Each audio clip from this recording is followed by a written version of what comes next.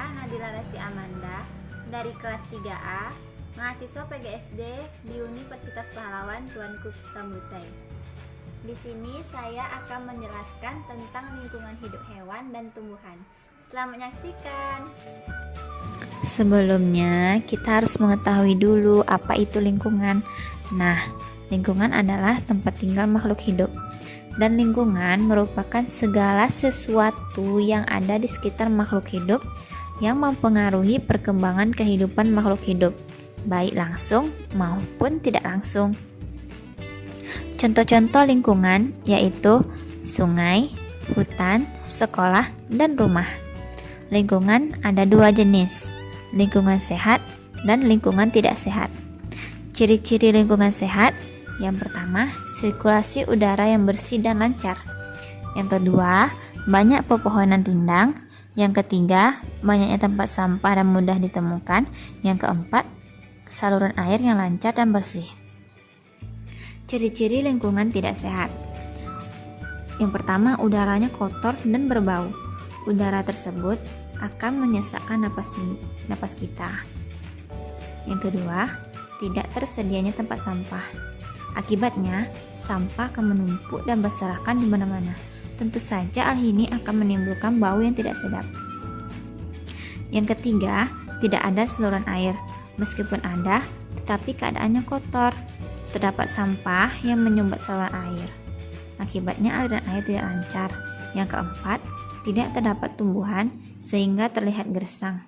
Kalaupun ada, tetapi tidak terpelihara, misalnya terdapat rumput liar.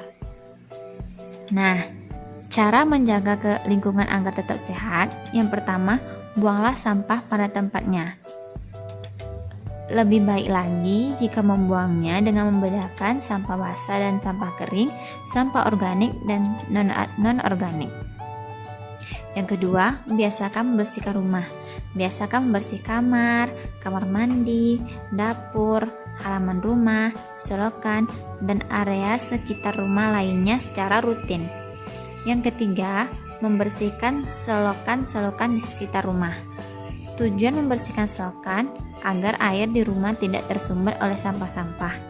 Yang keempat, lakukan langkah 3M, menutup tempat penyimpanan air, menguras bak mandi setiap hari, memanfaatkan kembali barang-barang bekas. Yang kelima, selalu terapkan 3B, buanglah sampah di tempat yang sudah disediakan, bersihkan sesuatu yang kotor, biasakanlah untuk hidup sehat dan bersih.